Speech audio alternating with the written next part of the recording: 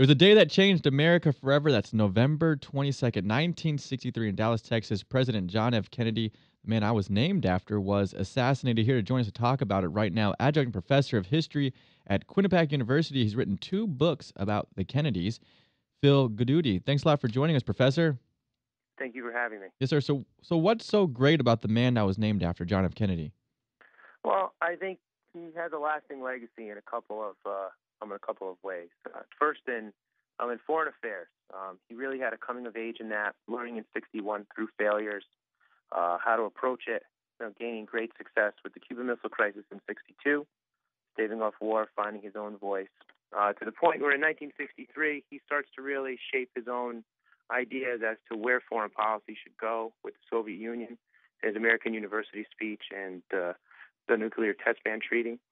And we also see him doing some good things in civil rights. He was slow out of the gates, but in the end, he moved the nation to embrace a new climate. Through his leadership, and especially with his June '63 civil rights speech, he moved civil rights from a political issue to a moral issue. I think at the heart of that, though, was Bobby Kennedy, who really pushed him to embrace that idea. You think a lot of his legacy is the legacy it is because he was seemingly frozen in time? I do. I think part of it is what we didn't see about him. And so we only have what he did do. And we sort of look at that and try to extrapolate what he would have done had he survived and had he been reelected in '64. Absolutely. I think that plays into his legacy. This is Davis Rankin. I've read that he might not have been reelected in '64. In fact, it was concern over that led him to come to Texas to mend fences to make nice with the Democrats in Texas. Would he have been reelected, you think? Well, I think you're right. I think that was a big reason why he went to Texas. He was worried about the Southern vote because of the stand that he took on civil rights. And he needed Texas in order to win the election. He certainly needed it in 1960, which was one of the reasons why he put Johnson on the ticket. I think he was also concerned about his health. His health was a lot worse than we realized. And some even speculate that he might have been in a wheelchair for his second term had he survived. Would he have been? Do you think he would have been? He would have been renominated, one assumes, but would he have? Would he have been reelected? And I say that because there's some people I've read over the years that his legislative success was not there, and that he just couldn't have made it happen in '64. I think it's a good question. I think Johnson gets elected in '64, much in the coattails of Kennedy's assassination. I think if you look at the election in 1960. It was tight. We're talking about 120,000 votes between him and Nixon. Yeah. So it's not like the country was totally in his camp. There was a lot of controversy about some of his ideas, and you're right. He struggled with his legislative agenda. And some even speculate that his Civil Rights Act may not have passed as soon as 1964, maybe a little later in '65 or '66. So, yeah, he would have struggled in that election. And I think that's especially why he wanted to go to Texas that day. Was his assassination a watershed event? Do you see I think it was. Absolutely. Explain. Well, I think America prior to his assassination had it was more of the 1950s type generation. Yeah. If you look at the early '60s, it's really much like the 1950s. That said, there were a lot of issues sort of brimming below the surface.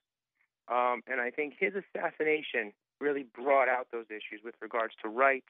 I mean, we see a rights revolution in the wake of his death.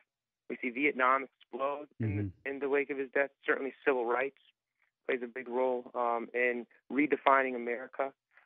So it was a watershed event, especially, and this is the research I'm doing now, in those first 4 years after his assassination. You can look at some of the issues that we deal with and how it sets the tone for future presidents, like Nixon, and even Reagan. I heard one political analyst say that up until Kennedy was Frank Sinatra and martinis. After Kennedy started, in his view, what we refer to as the '60s. I completely agree. And in fact, you sort of see Kennedy a part of that whole Rat Pack era because he looked so good on TV. He had sort of that movie star quality, and he fit right into that whole, Sinatra mantra. And the '60s, if you really look at it, doesn't begin until after his assassination, as we talk about the 60s. I mean, you don't see the long hair. You see it starting to come out, but not as much until he's murdered. So, Professor, do you think he'd be happy with his party today if he still was alive? That's a great question. I think that's a great question. I don't think he was as liberal as everyone says he was. He did have some conservative aspects of his administration. I think he'd be more of a moderate, not a liberal. I don't know if he'd be happy with the party or not. You kind of look to Ted Kennedy and his legacy, I suppose, but I don't think that's fair either. Because John Kennedy was his own person, Mm-hmm. and even if you look at Bobby Kennedy's time in the Senate, it's still much different than John Kennedy's time in the Senate. But part of that, of course, is because they were both brought to higher levels of stature because of their brother, because he was assassinated, and they looked to them to see what sort of voice or vision that JFK would have had. Last question. Do you have a view as to whether or not Oswald acted alone? I've looked into this a lot over the years. You just sort of come across the literature. For a long time, I thought maybe there was more to it. But as I grow older and I look at the evidence, it also it all points to Oswald. Vincent Bugliosi gave a very compelling argument in his book Reclaiming History. Mm-hmm. And really, if you look at the fact and circumstance, it really does all point to him. It's tough to us to take because, it was just this one person that took out such a vibrant leader at such a critical time in American history. But I think it all points to Oswald. Professor, I know we got to let you go. We're coming up against the break here, but we mentioned that you have 2 books about Kennedy. What are those books, in case people are looking into that? The first one is Kennedy's Kitchen Cabinet and the Pursuit of Peace, the Shaping of American Foreign Policy, and it looks at Kennedy and his advisors during the Cold War. And the second one is Robert F. Kennedy and the Shaping of Civil Rights, and it really looks at Bobby Kennedy and the role he played in bringing John Kennedy to the forefront in civil rights legislation. Well, Professor, it's always good talking to you. Thank you so much for joining us today. Thank you so much for having me. Yes, sir. Adjunct Professor of History at Quinnipiac University, written 2 books about the Kennedys, Professor Phil GODUTI. Stay with us on 710 KURV.